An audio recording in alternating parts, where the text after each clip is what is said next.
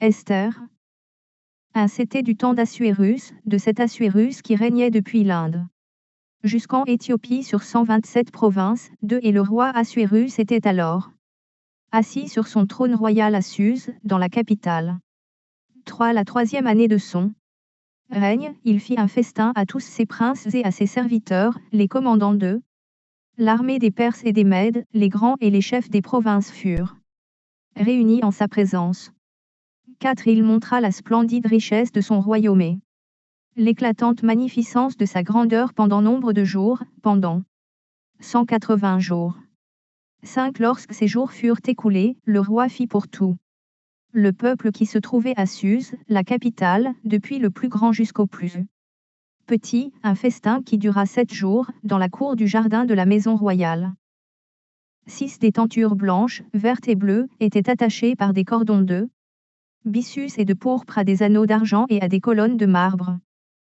Des lits d'or et d'argent reposaient sur un pavé de porphyre, de marbre, de nacre et de pierre noire.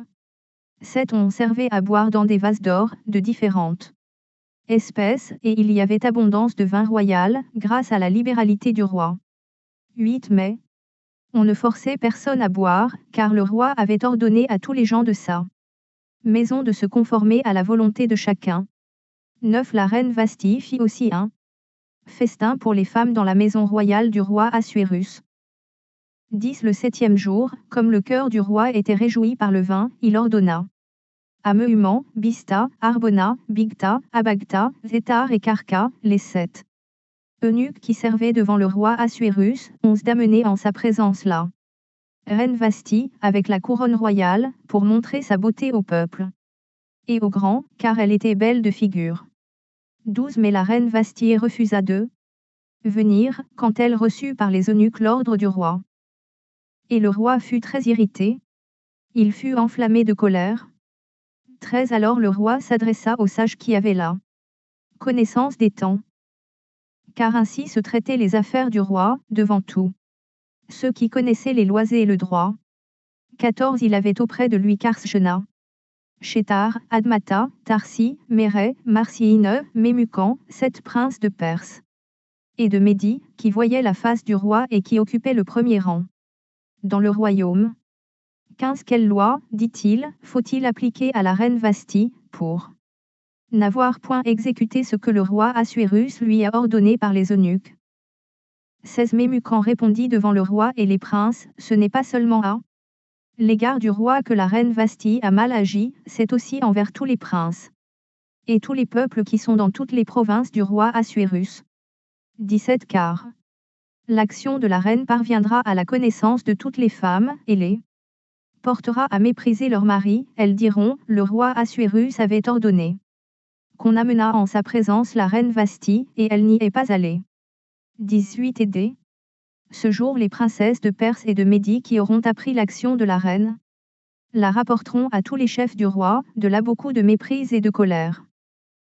19. Si le roi le trouve bon, qu'on publie de sa part et qu'on inscrive parmi les lois des Perses et des Mèdes, avec défense de la transgresser, une ordonnance royale d'après laquelle Vasthi ne paraîtra plus devant le roi Assuérus et le roi donnera la dignité de reine à une autre qui soit meilleure qu'elle. 20. L'édit du roi sera connu dans tout son royaume, quelque grand qu'il soit, et toutes les femmes rendront honneur à leur mari, depuis le plus grand jusqu'au plus petit. 21. Cet avis fut approuvé du roi et des princes, et le roi agit d'après la parole de Mémucan. 22. Il envoya des lettres à toutes les provinces du royaume, à chaque province selon son écriture et à chaque peuple selon sa langue. Elle portait que tout homme devait être le maître dans sa maison, et qu'il parlerait la langue de son peuple. 2. 1. Après ces choses, lorsque la colère du roi Assuérus se fut calmée, il pensa à Vasthi, à ce qu'elle avait fait, et à la décision qui avait été prise à son sujet. 2. Alors ceux qui servaient le roi dirent, qu'on cherche pour le roi des jeunes filles, vierges et belles de figure. 3. Que le roi établisse dans toutes les provinces de son royaume des commissaires chargés de rassembler toutes les jeunes filles, vierges et belles de figure, à Suse, la capitale, dans la maison des femmes, sous la surveillance des guets, eunuques du roi et gardiens des femmes. qui leur donnera les choses nécessaires pour leur toilette. 4 Et que la jeune fille qui plaira au roi devienne reine à la place de Vasti. Cet avis eut l'approbation du roi, et il fit ainsi. 5 Il y avait dans Suse, la capitale, un juif nommé Mardoché, fils de Jaïr, fils de Shimei, fils de Kis, homme de Benjamin, 6 qui avait été emmené de Jérusalem à parmi les captifs déportés avec Jéconia, roi de Jude, par Nebuchadnezzar, roi de Babylone. 7 Il élevait Hadassa, qui est Esther, fille de son oncle, car elle n'avait ni père ni mère. La jeune fille était belle de taille et belle de figure. À la mort de son père et de sa mère, Mardoché l'avait adoptée pour fille. 8 Lorsqu'on eut publié l'ordre du roi et son édit, et qu'un grand nombre de jeunes filles furent rassemblées à Suse, la capitale, sous la surveillance d'Hégaï, Esther fut aussi prise et conduite dans la maison du roi. Sous la surveillance d'Hégaï, gardien des femmes.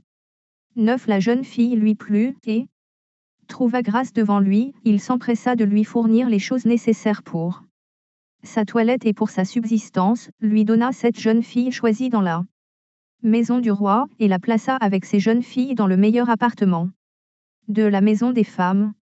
10 Esther ne fit connaître ni son peuple ni sa naissance, car Mardoché lui avait défendu d'en parler. 11 Et chaque jour, Mardoché allait et venait devant la cour de la maison des femmes, pour savoir comment se portait Esther et comment on la traitait. 12 Chaque jeune fille allait à son tour vers le roi Assuérus. Après avoir employé 12 mois à s'acquitter de ce qui était prescrit aux femmes, pendant ce temps, elles prenaient soin de leur toilette, 6 mois avec de l'huile de myrrhe, et 6 mois avec des aromates et des parfums en usage parmi les femmes. 13 C'est ainsi que chaque jeune fille allait vers le roi, et, quand elle passait de la maison des femmes dans la maison du roi, on lui laissait prendre avec elle tous ceux qu'elle voulait. 14 Elle y allait le soir, et le lendemain matin elle passait dans la seconde maison des femmes, sous la surveillance de Shaasgaz, eunuque du roi et gardien des concubines. Elle ne retournait plus vers le roi, à moins que le roi n'en eût le désir et qu'elle ne fût appelée par son nom. 15 Lorsque son tour d'aller vers le roi fut arrivé, Esther, fille d'Abishaïl, oncle de Mardoché, qui l'avait adoptée pour fille, ne demanda que ce qui fut désigné par Hégaï, eunuque du roi et gardien des femmes. Esther trouvait grâce aux yeux de tous ceux qui la voyaient. 16 Esther fut conduite auprès du roi Assuérus, dans sa maison royale, le 10e mois, qui est le mois de Tébet, la 7e année de son règne. 17 Le roi aima Esther plus que toutes les autres femmes, et elle obtint grâce et faveur devant lui plus que toutes les autres jeunes filles. Il mit la couronne royale sur sa tête, et la fit reine à la place de Vasti. 18 Le roi donna un grand festin à tous ses princes et à ses serviteurs, un festin en l'honneur d'Esther, il accorda du repos aux provinces, et fit des présents avec une libéralité royale. 19 La seconde fois qu'on assembla les jeunes filles, Mardoché était assis à la porte du roi. 20 Esther n'avait fait connaître ni sa naissance ni son peuple, car Mardoché le lui avait défendu, et elle suivait les ordres de Mardoché aussi fidèlement qu'à l'époque où elle était sous sa tutelle. 21 Dans ce même temps, comme Mardoché était assis à la porte du roi, Bigtan et Teresh, deux eunuques du roi, garde du seuil, cédèrent à un mouvement d'irritation et voulurent porter la main sur le roi Assuérus. 22 Mardoché eut connaissance de la chose et en informa la reine Esther, qui la redit au roi de la part de Mardoché. 23 Le fait ayant été vérifié et trouvé exact, les deux eunuques furent pendus à un bois.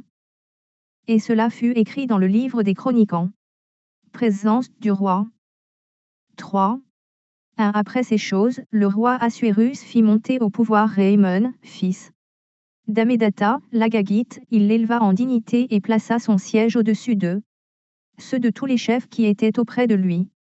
De tous les serviteurs du roi, qui se tenaient à la porte du roi, fléchissaient le genou et se prosternaient devant Réhémon, car tel était l'ordre du roi à son égard. Mais Mardoché ne fléchissez point le genou et ne se prosternez point. 3. Et les serviteurs du roi, qui se tenaient à la porte du roi, dirent à Mardochée, pourquoi transgresses-tu l'ordre du roi? 4. Comme il le lui répétait chaque jour et qu'il ne les écoutait pas, ils en firent rapport à Réhémon, pour voir si Mardochée persisterait dans sa résolution, car il leur avait dit qu'il était juif. 5. Et Réhémon vit que Mardochée ne fléchissait point le genou et ne se prosternait point devant lui.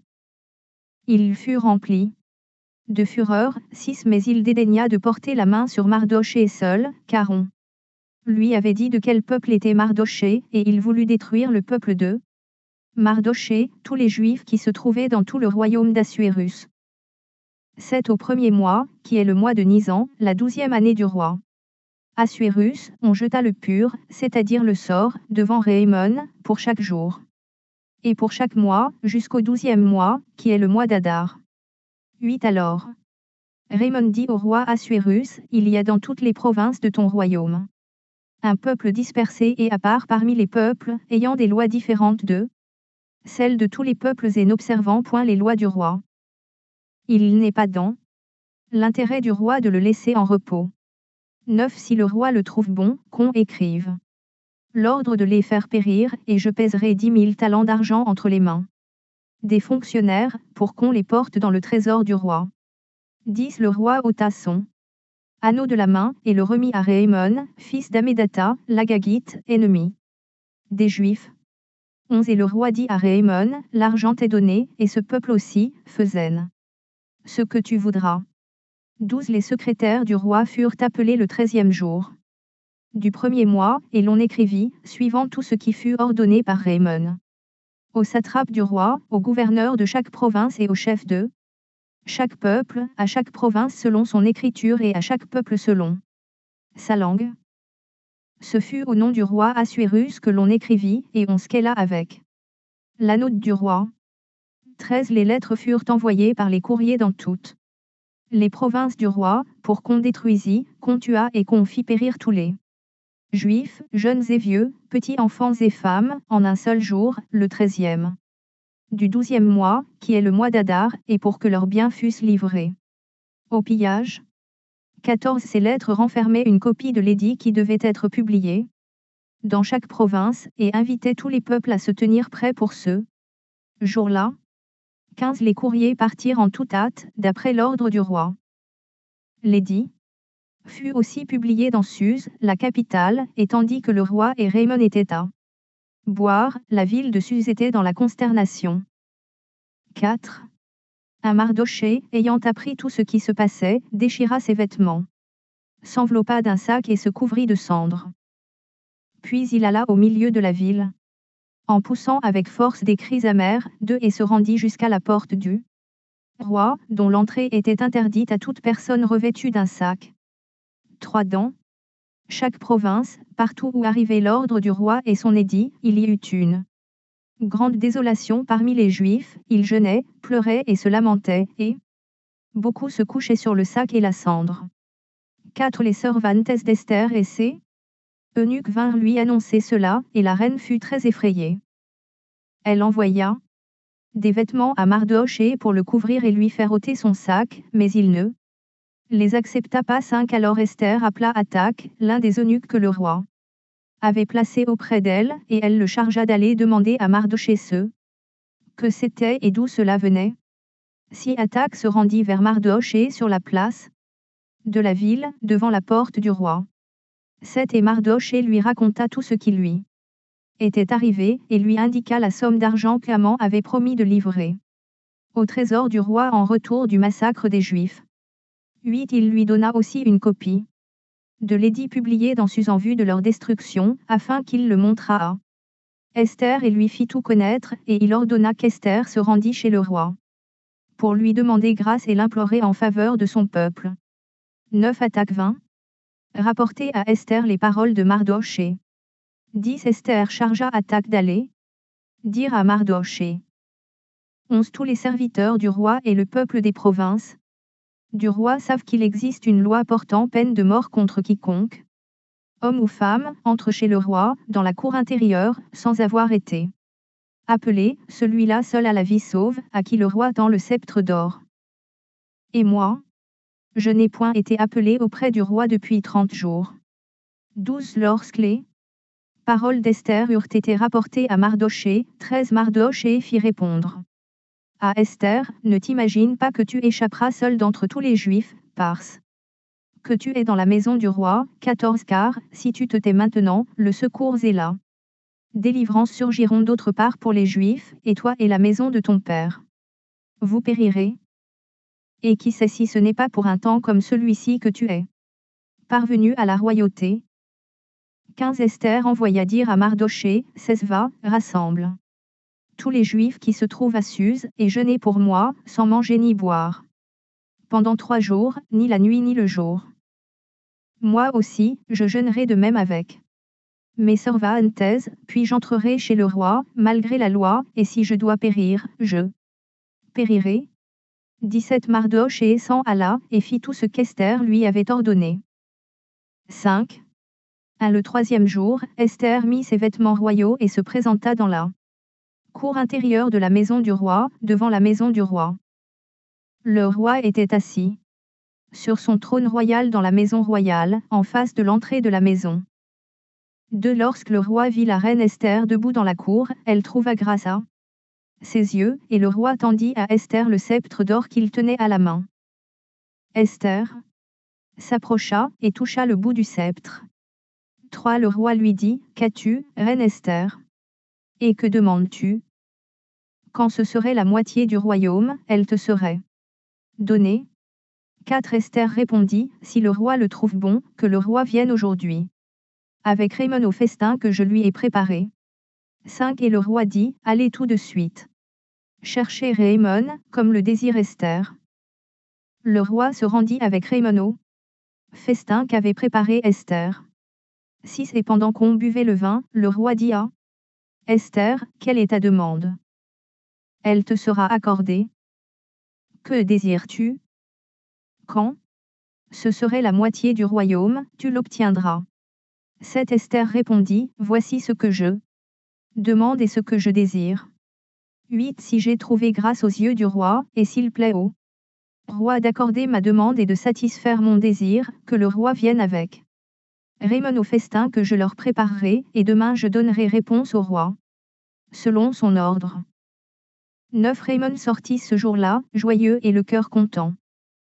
Mais lorsqu'il vit, à la porte du roi, Mardochée qui ne se levait ni ne se remuait devant lui, il fut rempli de colère contre Mardochée. 10 Il sut néanmoins se contenir, et il alla chez lui. Puis il envoya chercher ses amis et Zeresh, sa femme. 11 Raymond leur parla de la magnificence de ses richesses, du nombre de ses fils, de tout ce qu'avait fait le roi pour l'élever en dignité, et du rang qu'il lui avait donné au-dessus des chefs et des serviteurs du roi.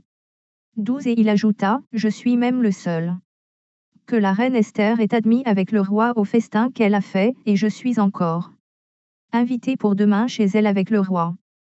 13 Mais tout cela n'est d'aucun prix pour moi aussi longtemps que je verrai Mardochée, le juif, assis à la porte du roi. 14 Zeresh, sa femme, et tous ses amis lui dirent, qu'on prépare un bois haut de 50 coudées, et demain matin demande au roi qu'on y pende Mardochée, puis tu iras joyeux au festin avec le roi. Cet avis plut à Raymond, et il fit préparer le bois. 6. Cette nuit-là, le roi ne put pas dormir, et il se fit apporter le livre des Annales, les chroniques. On les lut devant le roi, et l'on trouva écrit ce que Mardochée avait révélé au sujet de Bigtan et de Téresh, les 2 eunuques du roi, garde du seuil, qui avaient voulu porter la main sur le roi Assuérus.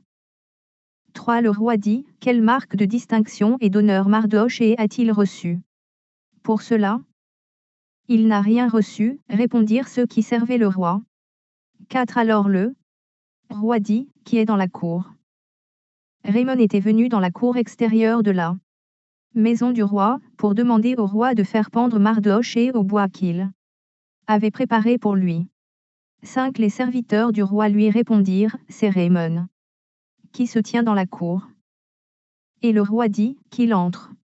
Si Raymond entra, et le roi lui dit, que faut-il faire pour un homme que le roi veut honorer? Raymond se dit en lui-même, quel autre que moi le roi voudrait-il honorer? 7 Et Raymond répondit au roi, pour un homme que le roi veut honorer, 8 Il faut prendre le vêtement royal dont le roi se couvre et le cheval que le roi monte et sur la tête duquel se pose une couronne royale, 9 Remettre le vêtement et le cheval à l'un des principaux chefs du roi, puis revêtir l'homme que le roi veut honorer. Le promener à cheval à travers la place de la ville, et crier devant lui, c'est ainsi que l'on fait à l'homme que le roi veut honorer. 10 Le roi dit à Raymond, prends tout de suite le vêtement et le cheval, comme tu l'as dit, et fais ainsi. Pour Mardochée, le juif, qui est assis à la porte du roi, ne néglige rien de tout ce que tu as mentionné.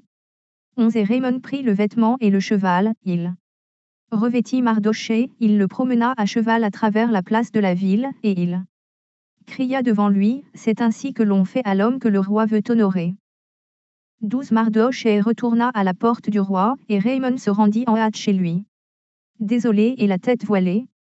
13 Raymond raconta à Zeresh, sa femme, et à tous ses amis, tout ce qui lui était arrivé.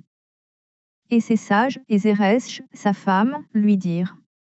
Si Mardochée, devant lequel tu as commencé de tomber, est de la race des Juifs, tu ne pourras rien contre lui, mais tu tomberas devant lui. 14 Comme il lui parlait encore, les eunuques du roi arrivèrent et conduisirent aussitôt Raymond au festin qu'Esther avait préparé. 7. Le roi et Raymond allèrent au festin chez la reine Esther. Ce second jour, le roi dit encore à Esther, pendant qu'on buvait le vin, quelle est ta demande? Reine Esther. Elle te sera accordée. Que désires-tu? Quand ce serait la moitié du royaume, tu l'obtiendras. 3 La reine Esther répondit, si j'ai trouvé grâce à tes yeux, au roi, et si le roi le trouve bon, accorde-moi la vie, voilà ma demande. Et sauve mon peuple, voilà mon désir.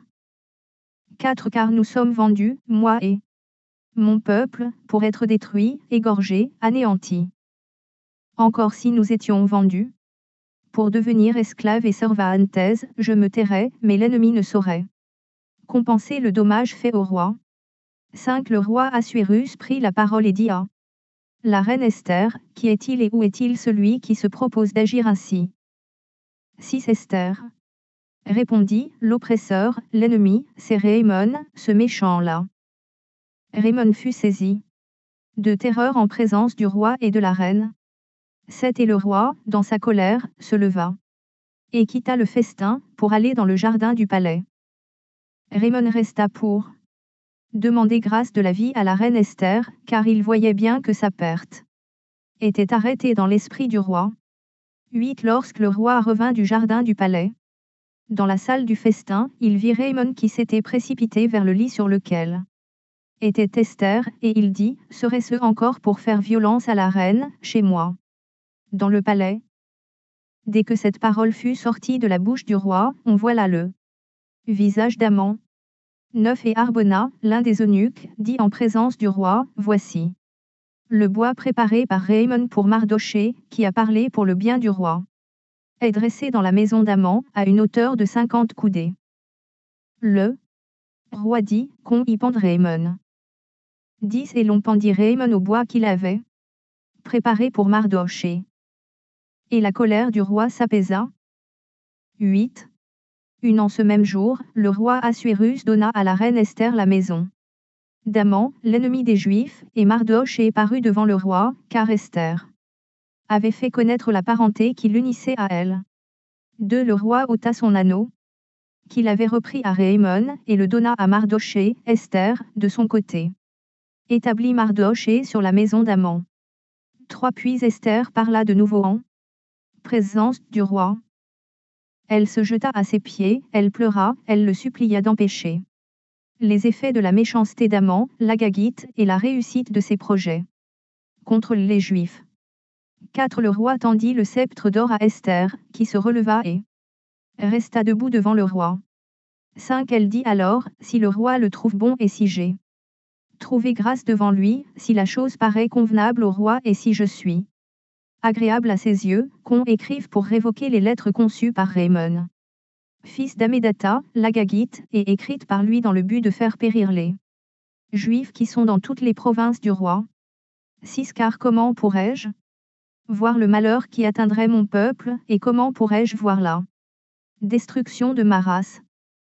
7 Le roi Assuérus dit à la reine Esther et aux Juifs: Mardochée, voici, j'ai donné à Esther la maison d'Aman, et il a été pendu au bois pour avoir étendu la main contre les Juifs. 8 Écrivez donc en faveur des Juifs comme il vous plaira, au nom du roi, et scellez avec l'anneau du roi. Car une lettre écrite au nom du roi et scellée avec l'anneau du roi ne peut être révoquée. 9 Les secrétaires du roi furent appelés en ce temps, le 23e jour du 3e mois, qui est le mois de Sivan, et l'on écrivit, suivant tous ceux qui fut ordonné par Mardochée, aux Juifs, aux satrapes, aux gouverneurs et aux chefs des 127 provinces situées de l'Inde à l'Éthiopie, à chaque province selon son écriture, à chaque peuple selon sa langue, et aux Juifs selon leur écriture et selon leur langue. 10 On écrivit au nom du roi Assuérus. Et l'on scella avec l'anneau du roi. On envoya les lettres par des courriers, ayant pour monture des chevaux et des mulets nés de juments.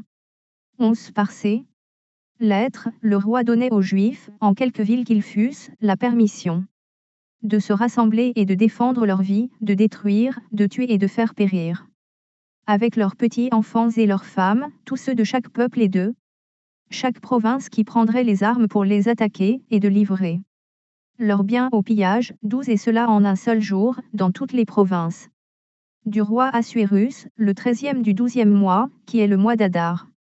13 C. Lettre renfermait une copie de l'édit qui devait être publiée dans chaque province, et informait tous les peuples que les Juifs se tiendraient prêts pour ce jour-là à se venger de leurs ennemis. 14 Les courriers, montés sur des chevaux et des mulets, partirent aussitôt et en toute hâte, d'après l'ordre du roi. L'édit fut aussi publié dans Suse, la capitale. 15 Mardochée sortit de chez le roi, avec un vêtement royal bleu et blanc, une grande couronne d'or, et un manteau de byssus et de pourpre. La ville de Suse poussait des cris et se réjouissait. 16 Il n'y avait pour les Juifs que bonheur et joie, allégresse et gloire. 17 Dans chaque province et dans chaque ville, partout où arrivait l'ordre du roi et son édit, il y eut parmi les Juifs de la joie et de l'allégresse, des festins et des fêtes. Et beaucoup de gens d'entre les peuples du pays se firent juifs, car la crainte des Juifs les avait saisis. 9. 1 Au 12e mois, qui est le mois d'Adar, le 13e jour du mois, jour où devait s'exécuter l'ordre et l'édit du roi, et où les ennemis des Juifs avaient espéré dominer sur eux, ce fut le contraire qui arriva, et les Juifs dominèrent sur leurs ennemis. 2 Les Juifs se rassemblèrent dans leur ville, dans toutes les provinces du roi Assuérus, pour mettre la main sur ceux qui cherchaient leur perte, et personne ne put leur résister, car la crainte qu'on avait d'eux s'était emparée de tous les peuples. 3 Et tous les chefs des provinces, les satrapes, les gouverneurs, les fonctionnaires du roi, soutinrent les Juifs, à cause de l'effroi que leur inspirait Mardochée. 4 Car Mardochée était puissant dans la maison du roi, et sa renommée se répandait dans toutes les provinces, parce qu'il devenait de plus en plus puissant. 5 Les Juifs frappèrent à coups d'épée tous leurs ennemis, ils les tuèrent et les firent périr, ils traitèrent comme il leur plut ceux qui leur étaient hostiles. 6 Dans Suse, la capitale, les Juifs tuèrent et firent périr 500 hommes. 7 Et ils égorgèrent Parshandata, Delphon, Aspata, 8 Porata, Adalia, Aridata, 9 Parmashta, Arisaï, Aridaï et Vajezata, 10 Les 10 fils d'Aman, fils d'Amédata, l'ennemi des Juifs. Mais ils ne mirent pas la main au pillage.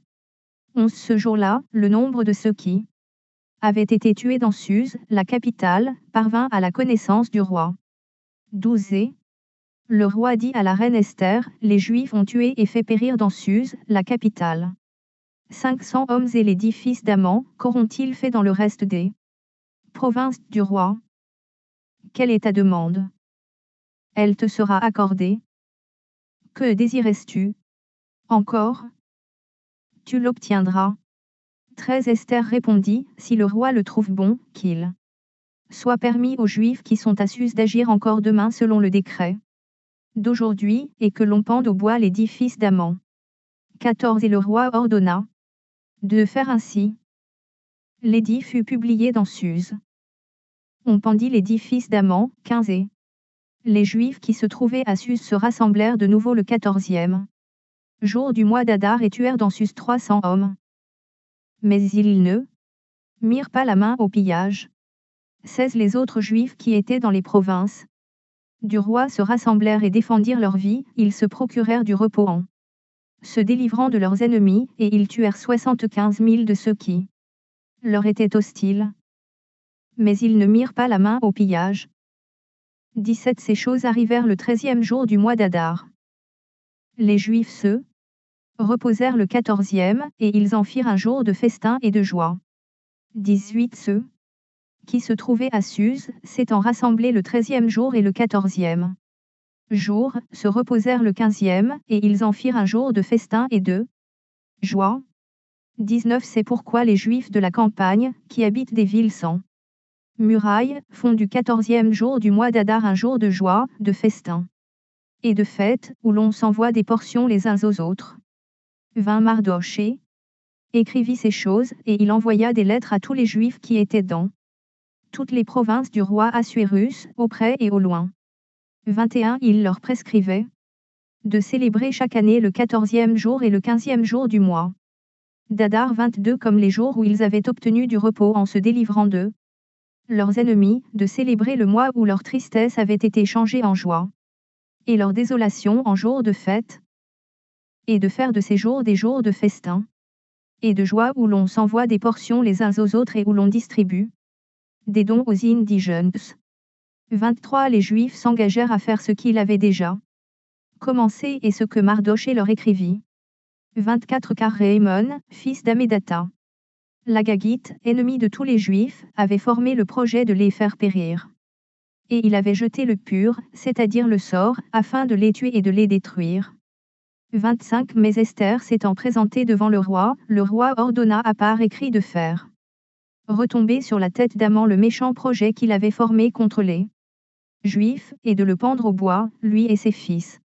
26 C'est pourquoi on a placé jour Péorim, du nom de Pur. D'après tout le contenu de cette lettre, d'après ce qu'il avait eux-mêmes vu et ce qui leur était arrivé, 27 Les Juifs prirent pour eux, pour leur postérité, et pour tous ceux qui s'attacheraient à eux, la résolution et l'engagement irrévocable de célébrer chaque année ces 2 jours, selon le mode prescrit et au temps fixé. 28 Ces jours devaient être rappelés et célébrés de génération en génération, dans chaque famille, dans chaque province et dans chaque ville, et ces jours de Péorim ne devaient jamais être abolis au milieu des Juifs, ni le souvenir s'en effacer parmi leurs descendants. 29 La reine Esther, fille d'Abishaïl, et le Juif Mardochée écrivirent d'une manière pressante une seconde fois pour confirmer la lettre sur les Péorim. 30 On envoya des lettres à tous les Juifs, dans les 127 provinces du roi Assuérus. Elles contenaient des paroles de paix et de fidélité. 31 Pour prescrire ces jours de Péorim au temps fixé, comme le Juif Mardochée et la reine Esther les avaient établis pour eux, et comme ils les avaient établis pour eux-mêmes, et pour leur postérité, à l'occasion de leurs jeûnes et de leurs cris. 32 Ainsi l'ordre d'Esther confirma l'institution des Péorim, et cela fut écrit dans le livre. 10 Le roi Assuérus imposa un tribut aux pays et aux îles de la mer de tous les faits concernant sa puissance et ses exploits, et les détails sur la grandeur à laquelle le roi éleva Mardochée, ne sont-ils pas écrits dans le livre des chroniques des rois des Mèdes et des Perses. 3 Car le juif Mardochée était le premier après le roi Assuérus, considéré parmi les Juifs et aimé de la multitude de ses frères, il rechercha le bien de son peuple et parla pour le bonheur de toute sa race.